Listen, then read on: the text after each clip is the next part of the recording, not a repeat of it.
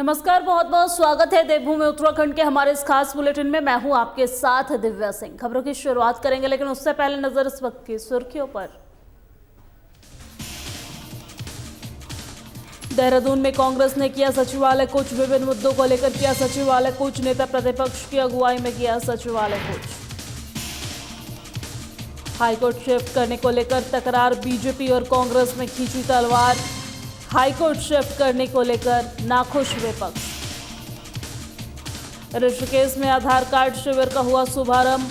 नए आधार कार्ड और कनेक्शन का होगा कार्य। गंगानगर में भारद्वाज मेमोरियल ट्रस्ट नहीं लगाया शिविर।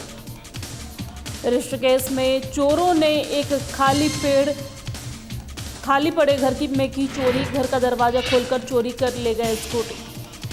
रामनगर में एमपी हिंदू इंटर कॉलेज में वार्षिकोत्सव धूमधाम से मनाया गया। वार्षिकोत्सव बड़ी संख्या में लोगों ने की शिरकत। और बुलेटिन की शुरुआत करते हैं खास खबरों के साथ। प्रदेश के विभिन्न मुद्दों को लेकर कांग्रेस ने आज सचिवालय कूच किया है। वहीं पूर्व नेता प्रतिपक्ष प्रीतम सिंह की अगुवाई में आयोजित सचिवालय कूच में प्रदेश अध्यक्ष करण माहरा और पूर्व सीएम हरीश रावत नदारद रहे हैं। वहीं नेता प्रतिपक्ष यशपाल आर्य, पूर्व कैबिनेट मंत्री हरक सिंह रावत सहित पार्टी के तमाम वरिष्ठ पदाधिकारी और कार्यकर्ता पूर्व नेता प्रतिपक्ष प्रीतम सिंह के समर्थन में सचिवालय कूच में शामिल हुए हैं। वहीं प्रदेश में बढ़ती महंगाई, बेरोजगारी, अंकिता हत्याकांड, यूकेएसएससी जैसे कई ज्वलंत मुद्दों को लेकर कांग्रेसियों ने सचिवालय कूच किया है और सरकार के खिलाफ जमकर नारेबाजी की है। पूर्व नेता प्रतिपक्ष प्रीतम सिंह प्रदेश के ज्वलंत मुद्दा यूकेएसएससी भर्ती घोटाले, विधानसभा बैकडोर भर्ती घोटाले और अंकिता भंडारी हत्याकांड की सीबीआई से जांच कराए जाने और बढ़ती बेरोजगारी, बेतहाशा महंगाई के खिलाफ सिस्टम व सरकार में व्याप्त भ्रष्टाचार के खिलाफ बिगड़ती कानून व्यवस्था को लेकर पहले से ही सचिवालय कूच का ऐलान किया था। 9 महीने की सरकार हो गई है। 9 महीने की सरकार ने लगातार जन विरोधी निर्णय लेने का काम किया हो, चाहे अंकिता भंडारी मामला हो, चाहे यूकेसीसी का मामला हो, चाहे विधानसभा भर्ती का मामला हो, चाहे भ्रष्टाचार का मामला हो, चाहे हरिद्वार में पंचायत चुनाव को लेकर के जो कृत्य हुआ उसका मामला हो, कानून व्यवस्था का मामला हो, गन्ना किसानों का मामला हो, तमाम इश्यूज हैं जिन इश्यूज को लेकर के आज हमने सचिवालय कूच करने का निर्णय लिया है। देखिए, कानून व्यवस्था तो पूरी तरीके से ध्वस्त है। जिस प्रदेश के अंदर मंत्री सुरक्षित नहीं है तो हम कहां से सुरक्षित हो जाएंगे। जिस प्रदेश के अंदर हमारी बहन की जो है हत्या की जाती है, वीवीआईपी का नाम जो है सत्ता में बैठे हुए लोग छुपाने का काम कर रहे हैं। ब्लॉक प्रमुख के घर में जाकर के उसकी पत्नी की हत्या की जाती है। पूर्व प्रधान के घर में घुस करके उसके आहते में गोली मार करके उसकी हत्या कर दी जाती है। एक विषय है तो मैं बोलूं, बहुत लंबी चौड़ी फेरिस्त है। कानून व्यवस्था तो पूरी तरीके से ध्वस्त है। सरकार को कुछ अपील, सरकार कुछ करने वाली नहीं है। सरकार जो है गूंगी और बहरी है। वो ना सुनने के लिए तैयार है, ना वो देखने के लिए तैयार है।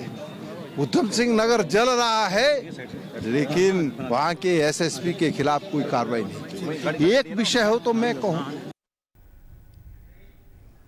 और इसी खबर पर ज्यादा जानकारी के साथ हमारे ब्यूरो चीफ कमल शर्मा जी हमारे साथ जुड़ गए हैं। कमल जी, नेता प्रतिपक्ष की अगुवाई में कांग्रेस के कार्यकर्ता और नेता जो है वो सचिवालय की ओर कूच किए हैं, क्या कुछ जानकारी है इसको लेकर, विस्तार से बताइए।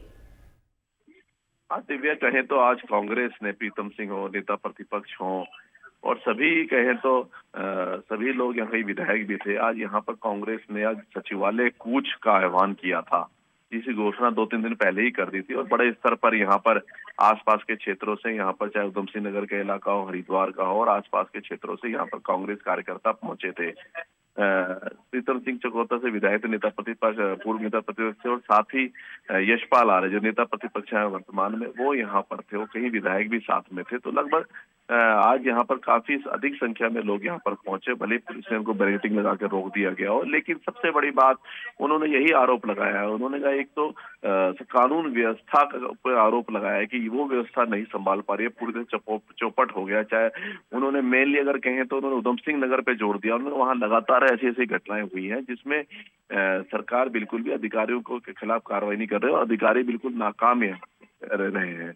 और साथ ही उन्होंने कहा है कि चाहे अंकिता हत्याकांड हो, जिसकी लगातार यहाँ पर लोग धरने प्रदर्शन भी चल रहे हैं और अभी तक लोग एसआईटी की जांच से संतुष्ट नहीं है। माननीय उच्च न्यायालय में भी मामला दायर है और इसकी सीबीआई की मांग की जा रही है। साथ ही उन्होंने कहा कि विधानसभा भर्तियों को लेकर भी उन्होंने कई सवाल उठाए हैं, तो उन्होंने कहा इन सभी मामलों की सीबीआई जांच होनी चाहिए। साथ ही उन्होंने कानून व्यवस्था चौपट हो गई है, कई तरह के आरोप यहाँ पर सरकार पे लगाए हैं। उन्होंने कहा पूरी सरकार इस टाइम एक तरह से विफल रूप में है, क्योंकि लगातार कोई चाहे वो कानून व्यवस्था की बात हो, चाहे वो भर्ती के मामले हो, चाहे वो अंकिता हत्याकांड वाला मामला हो, जो अभी तक भी सरकार कोई ऐसी संतुष्ट नहीं कर पाई है जिससे उनके परिवार वाले भी संतुष्ट हो। तो ये मामला माननीय उच्च न्यायालय में भी पहुंचा, अंकिता हत्याकांड की सीबीआई जांच होनी चाहिए, जिसपे वहां पर सुनवाई भी चल रही है। तो कुल मिला के आज कांग्रेस ने यहाँ पर सरकार को घेरने का प्रयास किया है। काफी लोग यहाँ पर इकट्ठे हुए। नेता, मैंने कहा पूर्ण रूप से नेता प्रतिपक्ष यशपाल आर्य थे, प्रीतम सिंह विधायक थे, जिन्होंने आह्वान किया था कि आज सचिवालय को कूच करना है और सरकार की नाकामियों को जनता के सामने रखना है। जी कमल जी, अगर बात तस्वीर के आधार पे की जाए तो तस्वीर जो सामने आ रही है उसमें यह भी देखा जा रहा है कि पुलिस प्रशासन और कांग्रेसी कार्यकर्ता और नेता के बीच आपसी झड़प भी हुई है, हल्की फुल्की झड़प हुई है, जिसमें कुछ नेताओं को चोट भी लगी है। इसको लेकर क्या कुछ जानकारी है? हाँ, बिल्कुल सही बात है। मैंने कहा आज बहुत भारी संख्या में कांग्रेस के लोग थे, क्योंकि सचिवालय कूच का आह्वान किया गया था, वहां नहीं पहुंचने दिया। पुलिस ने बड़ी पुख्ता व्यवस्था की गई थी यहाँ पर। और जब मैं बैरिकेडिंग पे जब यहाँ कार्यकर्ता पहुंचे, पुलिस के साथ गुत्थम हुई है, कई लोगों को मामूली कुछ चोटें भी आई हैं। तो कुल मिला के पुलिस ने रोकने का प्रयास किया, कांग्रेस ने बैरिकेडिंग तोड़ने का प्रयास किया कि जिससे वहां पर सचिवालय पहुंच सके। तो जब ये पुलिस के साथ गुत्थम हुई, कहीं जगह काफी ज्यादा आपस में झड़प भी हुई है। तो कुल मिला के वही है कि जो कांग्रेस का आह्वान था और पुलिस ने उसको, सरकार की तरफ से पुलिस ने उसको रोकने का प्रयास किया है और कहीं जगह गुत्थम बैरिकेडिंग मैंने कहा व्यवस्था की गई थी ताकि सचिवालय पे ना पहुंच सके। पुलिस की बड़ी व्यवस्था राजधानी में की गई थी, क्योंकि आह्वान ये 2-4 दिन पहले ही प्रीतम सिंह ने कर दिया था कि सचिवालय कूच किया जाएगा 21 तारीख को और मुख्य मार्गों से होते हुए सचिवालय पहुंचा जाएगा। लेकिन जगह जगह पुलिस ने बैरिकेडिंग लगा रखी थी जिससे वहां तक ना पहुंच पाए। तो वही स्थिति रही, जब पुलिस ने रोकने का प्रयास किया तो कहीं जगह गुत्थम का था, कई जगह उलझन भी हुई है। और लगातार फिर कांग्रेस ने आरोप भी लगाया है कि लगातार की पुलिस जो है वो कांग्रेस कार्यकर्ताओं पे कई जगह बर्बरता से भी कई जगह धक्का मुक्की है और कई जगह बहुत पुलिस ने ऐसा भी प्रयास किया है जिसमें काफी कुछ आपस में झड़प भी हुई है। जी कमल जी, कांग्रेस नेता प्रतिपक्ष ने 2-4 दिन पहले ही ऐलान कर दिया था, प्रीतम सिंह ने 2-4 दिन पहले ही ऐलान कर दिया था सचिवालय की ओर कूच करने के लिए, लेकिन इसके बावजूद भी सचिवालय की ओर कूच करने के तरफ प्रदेश अध्यक्ष करण माहरा और पूर्व सीएम जो है हरीश रावत वो नदारद नजर आए हैं। इसके क्या कुछ वजह हो सकती है? क्या कांग्रेस के अंदर, पार्टी के अंदर जो है वो आपसी सामंजस्य इन लोगों की नहीं बन पा रही है, या फिर क्या कुछ वजह है जो इसमें करण माहरा और हरीश रावत नहीं शामिल हुए हैं? हाँ दिव्या, सबसे बड़ी बात तो यह है कि जो प्रीतम सिंह है वो नेता प्रतिपक्ष वर्तमान में नहीं है, पूर्व नेता प्रतिपक्ष है। वर्तमान में जो है वो यशपाल आर्य इस टाइम नेता प्रतिपक्ष है। इस टाइम पूर्व नेता प्रतिपक्ष है ये प्रीतम सिंह जो चक्रोता से वर्तमान में विधायक है, उन्होंने ये आह्वान किया था। सबसे बड़ी बात है कि बिल्कुल ये बात सही निकल के आएगी कि इस प्रदर्शन में कहीं ना कहीं एक आपस में एकता का प्रदर्शन अगर कहें तो वो कहीं ना कहीं लोग, जिसपे बीजेपी ने सवाल भी उठाया है कि करण माहरा जो वर्तमान में प्रदेश अध्यक्ष है, पूर्व मुख्यमंत्री हरीश रावत, वो कहीं ना कहीं प्रदर्शन में दिखाई नहीं दिए। तो इससे बिल्कुल सही बात आती है, कहीं ना कहीं ये भी बात निकल के आती है, कहीं ना कहीं जो कांग्रेस है जो लगातार दावा करती है कि वो एकजुट होकर यहाँ सरकार के खिलाफ मोर्चा खोल रही है, तो कहीं ना कहीं उस वही मतभेद जरूर दिखाई दिए हैं। तो ये भी एक चर्चा का विषय बना रहा है कि करण मेहरा और प्रीतम सिंह, करण मेहरा और हरीश रावत यहाँ पर नहीं दिखाई दिए। वो भी एक चर्चा का विषय था जिसको लेकर भारतीय जनता पार्टी के लोग चुटकियां भी ले रहे हैं। उनका यही कहना है कांग्रेस भली कांग्रेस गुटों में बटी हुई है, कभी प्रीतम सिंह इसका ऐलान करते हैं, कभी करण मेहरा ऐलान करते हैं, तो कांग्रेस में एक राय है ही नहीं। तो इस तरह और ये कहीं ना कहीं कांग्रेस की कमजोरी भी नजर आ रही है, जिसको लेकर भारतीय जनता पार्टी चुटकी भी ले रही है। कमल जी, सरकार के खिलाफ मोर्चा खोलते और लगातार सरकार के खिलाफ नारेबाजी तो करते नजर आ रहे हैं, लेकिन पूर्व नेता प्रतिपक्ष के ऐलान के बावजूद भी उनके पार्टी के जो पूर्व सीएम है हरीश रावत और करण मेहरा जो प्रदेश अध्यक्ष है, वही इसमें शामिल होते नहीं दिख रहे हैं। शुक्रिया तमाम जानकारी साझा करने के लिए। हम आगे भी आपसे अपडेट्स लेते रहेंगे।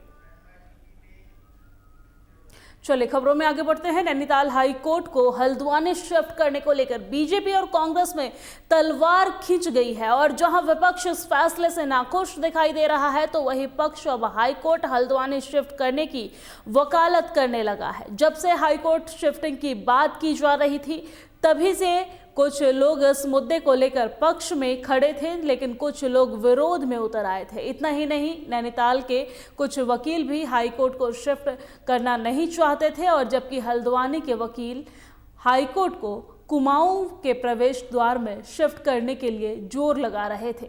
दूसरी ओर काशीपुर जनता के दिलों में हाई कोर्ट काशीपुर लाने के सपने सजाए थे, लेकिन सारे सपने बस अपने ही बनकर रह गया है। और इस मामले को लेकर कांग्रेस नेत्री मुक्ता सिंह ने कहा है कि कांग्रेस ने हमेशा से जनता के हित के लिए कार्य किया है। कांग्रेस ने जो भी नीतियां निकाली है, जनता की भलाई के लिए निकाली है। उन्होंने कहा है कि बीजेपी की कथनी और करनी में जमीन आसमान का फर्क है। वही बीजेपी अब हाई कोर्ट शिफ्ट करने को लेकर अपना तर्क दे रही है, और ऐसे में पहाड़ से मैदान में हाई कोर्ट शिफ्ट करना कितना फायदेमंद साबित होगा, ये आने वाले वक्त में ही बताया जाएगा। वही बीजेपी पूर्व प्रदेश कोषाध्यक्ष आशीष गुप्ता का कहना है कि खासकर पर्यटक सीजन में नैनीताल में दिक्कतें अधिक बढ़ जाती है। कई बार हल्द्वानी में गाड़ियों की एंट्री बंद करवा दी जाती है, और ऐसे में नैनीताल से हाई कोर्ट को शिफ्ट करना जरूरी हो जाता था, ताकि लोगों को किसी तरह की परेशानी न हो। देखिए, कांग्रेस ने जो भी नीतियां निकाली वो जनमानस की भलाई के लिए निकाली, और बीजेपी जो भी वादे करती है वो केवल वक्ती तौर पे होता है, केवल लोगों को लुभावना एक वातावरण प्रस्तुत करने के लिए होता है। मैं मानती हूँ कि ये बात सही है कि हाई कोर्ट नैनीताल से हटना चाहिए, लेकिन जब ये तय हो गया था कि हाई कोर्ट काशीपुर आना चाहिए और काशीपुर की जनता ने इसी बात को लेकर बीजेपी को जिताया है, बीजेपी को वोट दी है, तो फिर उनकी भावनाओं से खिलवाड़ करके हल्द्वानी शिफ्ट कर देना, हल्द्वानी के लिए बात करना उचित नहीं है। हल्द्वानी के पास ना इतनी बड़ी ज़मीन है, काशीपुर में अभी भी जहाँ IIM खुला है वहाँ उसके बाद इतनी आसपास इतनी ज़मीनें हैं, अभी भी बहुत सारी ज़मीन खाली पड़ी हुई है, ऑफिसेज़ के लिए भी है, उसके बावजूद भी है। और काशीपुर एक ऐसी जगह है जो जहाँ ट्रैफिक भी इतना नहीं है, जबकि हल्द्वानी में नैनीताल जाने वाले लोगों के लिए बहुत मुश्किल हो जाएगा। देखिए, हाई कोर्ट नैनीताल में जो स्थित है, तो कहीं ना कहीं वादियों को बहुत परेशानी थी, और जब गर्मियों के समय में या जाड़ों के समय में पर्यटक सीजन होता है, तब वादियों को वहाँ पर जाना बहुत महंगा पड़ता है, रुकना बहुत असंभव हो जाता है। और गर्मियों में तो ऐसा भी हुआ है कि इतनी भीड़ नैनीताल में बढ़ गई कि हल्द्वानी से ऊपर जाने तक के लिए गाड़ियों पे पाबंदी लग गई।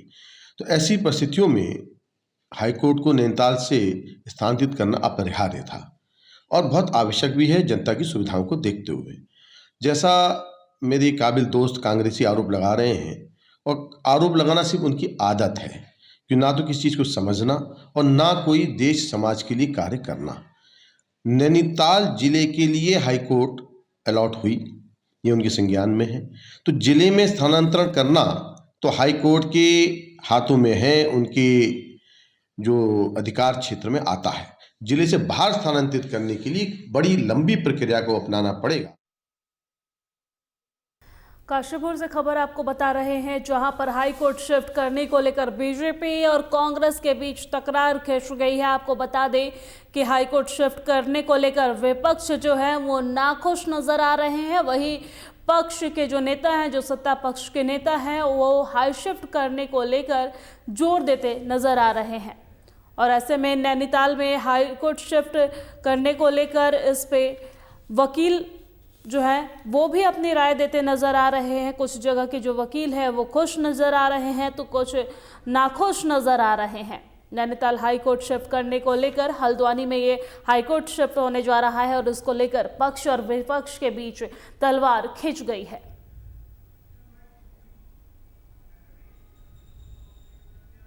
चलिए खबरों में आगे बढ़ते हैं। शहरवासियों की सुविधा के लिए भारद्वाज मेमोरियल ट्रस्ट ने गंगानगर स्थित चामुंडा मंदिर के निकट आधार कार्ड शिविर लगाया है, ताकि 28 नवंबर तक चलने वाले इस शिविर में लोग नए आधार कार्ड बनवा सकते हैं और अपने पुराने आधार कार्ड में किसी भी प्रकार के करेक्शन के लिए भी सुविधा का लाभ ले सकते हैं। भारद्वाज मेमोरियल ट्रस्ट के अध्यक्ष वीरेंद्र भारद्वाज ने शिविर का शुभारंभ कर दिया है। वीरेंद्र भारद्वाज ने बताया है कि आधार कार्ड से संबंधित समस्याओं के समाधान के लिए ऋषिकेश में कुछ बैंक के अंदर नियत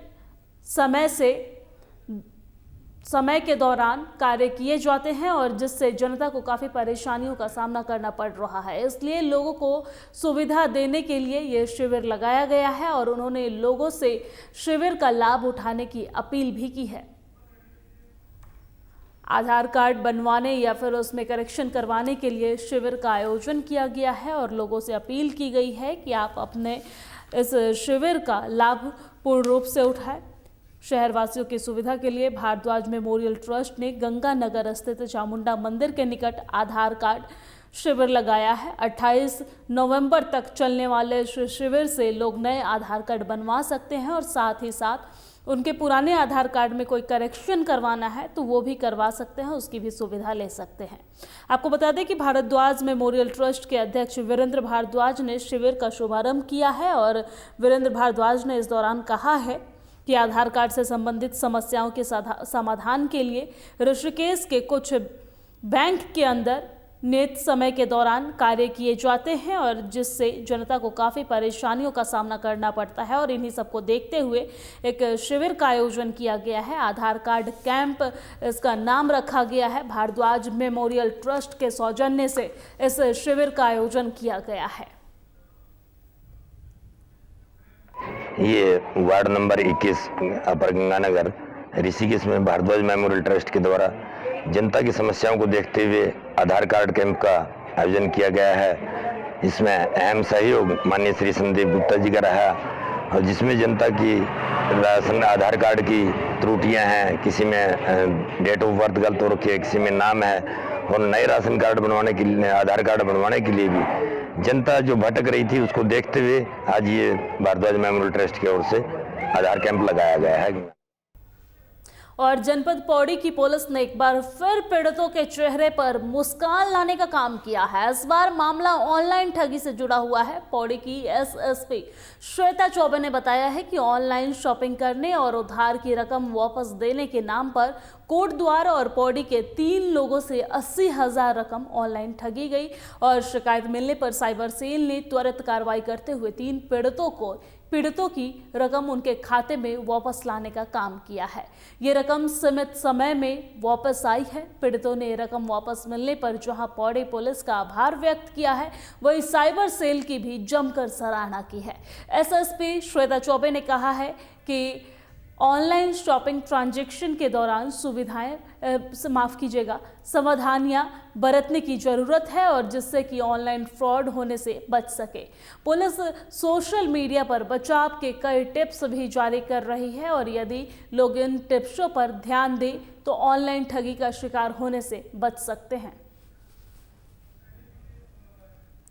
खबर आपको पौड़ी से बता रहे हैं, जहां 3 पीड़ितों से ऑनलाइन की ठगी हुई थी, जिसके बाद समय रहते साइबर सेल की तरफ से कार्रवाई करते हुए उन पीड़ितों की समय रहते पैसे वापस करवाई गई है। पुलिस ने पीड़ितों को 80,000 रुपए की रकम वापस करवाई है।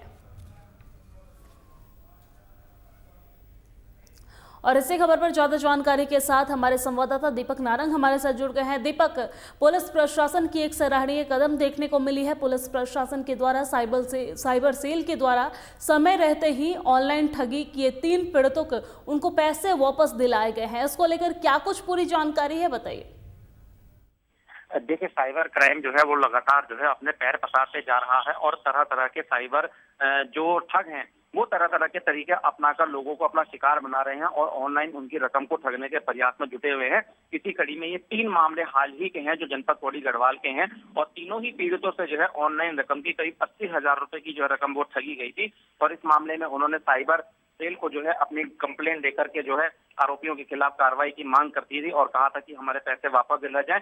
तत्काल एक्शन लेते हुए पौड़ी पुलिस की जो एसएसपी हैं श्वेता चौबे, उनके निर्देश पर साइबर सेल ने इसमें वर्क किया और जो है तीनों पीड़ितों की रकम जो है उन्होंने वापस उनके खाते में लाने का काम किया है। पुलिस की बहुत अच्छी पहल है, पीड़ितों ने भी काफी सराहना की है पौड़ी पुलिस की और साइबर सेल की। लेकिन पौड़ी पुलिस की एसएसपी है श्वेता चौबे, उनका साफ कहना है कि साइबर ठगी से हम तभी बच सकते हैं जब हम इसमें जागरूक होंगे और जागरूकता के लिए वो लगातार पौड़ी पुलिस जो है अपने सोशल मीडिया प्लेटफॉर्म पे जो है कई टिप्स जारी करते हैं, लेकिन लोग उनका पालन नहीं करते हैं, उन पर ध्यान नहीं देते, तो उन पर ध्यान देने की जरूरत है। यदि उस पर लोग ध्यान देंगे, टिप्स पर उन पर अमल करेंगे तो साइबर ठगी के से लोगों को बचाया जा सकता है और लोगों को भी एक दूसरे की मदद करने में मिलता है। फिलहाल 1930 टोल फ्री नंबर जो है वो नेशनल नंबर है जो इस पर जो साइबर के ठगी हो जाती है तो इसमें अपनी कंप्लेन आसानी से दर्ज करा सकते हैं, जिससे कि जल्द से जल्द जो है साइबर सेल की टीम जो है आरोपियों पर जो है कार्रवाई कर सके और उनकी रकम वापस दिलाने के प्रयास कर सके। तो एसएसपी श्वेता चौबे ने लोगों से पुलिस के द्वारा जो टिप्स दिए जा रहे हैं उन पर अमल करने की अपील फिलहाल की है।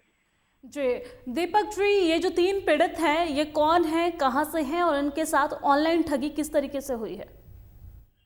देखिए, ये जो पीड़ित हैं इनमें से 2 पीड़ित पौड़ी के हैं और एक पीड़ित जो है वो कोटद्वार के रहने वाले हैं और इसमें जो पहला मामला आया था वो ऑनलाइन शॉपिंग करने और दूसरे जो 2 मामले हैं वो उधार की रकम वापस देने के नाम पे ठगी की गई थी। कोटद्वार में बताया गया था कि मैं आपका रिश्तेदार हूँ, मैंने आपका रकम वापस देनी है, तो रकम के नाम पे आदमी लालच में आ जाता है और शायद उनको दी या नहीं दी पता नहीं, लेकिन वापस लेने के नाम पे जो है उनसे बारकोड मांगा गया और बारकोड देने के बाद जो है रकम 40,000 रुपए की रकम जो है लगभग उसमें से साफ कर दी गई। इसी प्रकार से ऑनलाइन सामान खरीदने के नाम पर पहले सामान दिखाया गया और उसके बाद शॉपिंग कराई गई और शॉपिंग करने के बाद जब पेमेंट का नंबर आया तो उसमें कुछ रकम एडवांस मांगी गई। इस प्रकार से जो है धोखाधड़ी करते हुए उनके खाते से भी रकम निकाली गई। तो तीनों खातों के मिला के अगर रकम की बात करें तो ये लगभग 80,000 रुपए की रकम बनी और जब उनको ठगी का एहसास हुआ तो तब उन्होंने पुलिस की सहायता ली और पुलिस ने भी अपनी तरफ से पूरा प्रयास करते हुए चंद दिनों में ही उनकी रकम जो है उनके खाते में वापस लौटा दी है और वो रकम मिलने के बाद अब काफी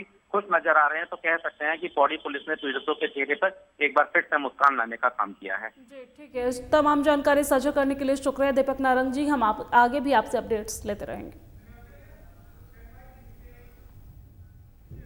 और चलिए अब खबरों में आगे बढ़ते हैं। ऋषिकेश कोतवाली क्षेत्र अंतर्गत जीवनी माई रोड पर रात को एक घर का दरवाजा खोलकर अज्ञात चोर 2 स्कूटी चोरी कर ले गया है और ये घटना सीसीटीवी कैमरे में कैद हो गई है। पीड़ित धीरज मखीजा ने पुलिस को तहरीर देकर अज्ञात चोर के खिलाफ मुकदमा दर्ज करवाई है और मांग की है कि जल्द से जल्द इस पर कार्रवाई की जाए। पुलिस ने भी मुकदमा दर्ज कर चोर की धरपकड़ का प्रयास शुरू कर दिया है। कोतवाल रवि सैनी ने बताया है कि सीसीटीवी कैमरे के फुटेज के आधार पर पुलिस सर्वप्रथम चोर की पहचान करने के प्रयास में जुट गई है। मामले के खुलासे के लिए भी एसओजी देहात की मदद से टीम गठित कर कार्रवाई की जा रही है और साथ ही कोतवाली ने दावा किया है कि जल्द ही चोरी की खुलासा की जाएगी।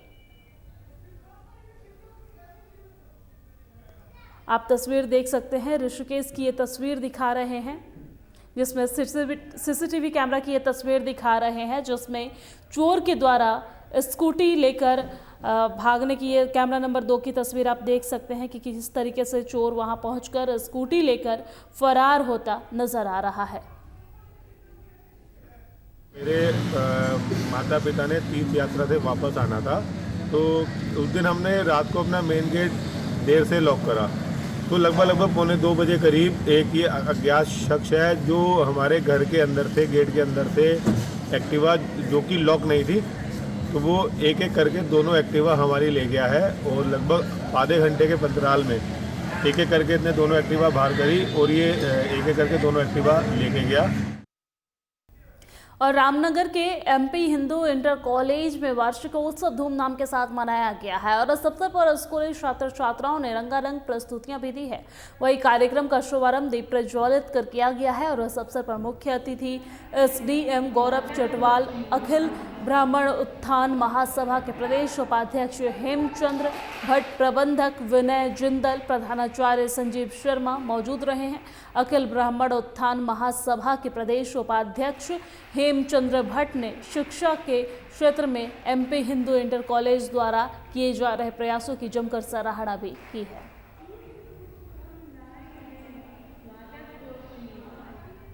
अपने नौजवान बच्चों से कहूंगा कि जहां मैं देखता था 20 साल पहले यहाँ का रिजल्ट 50% हुआ करता था, आज 99% रिजल्ट है। जोरदार तालियां भाई यहाँ पे। मैं उसका सारा श्रेय मैं यहाँ के गुरुजनों को देना चाहूँगा और मैं बच्चों से भी निवेदन करूँगा कि हमेशा आसमान को छूने की कोशिश करें। जब आसमान को छूने की कोशिश करेंगे तब आप पेड़ की टॉप तक पहुँच पाएंगे। इसीलिए अगर सोच रखें कि 99%, 100% एक आप लेटर बना लें, एक कार्ड बना लें, उसमें लिख लें मुझे इस साल 100% मार्क्स लाने हैं और उसको जेब में रख लें और उसको सुबह सुबह रोज देखें कि हाँ मुझे 100% लाना है। अगर 100% लाना। और मेरे साथ देवभूमि उत्तराखंड की खबरों में फिलहाल इतना ही। मुझे दीजिए इजाजत। नमस्कार।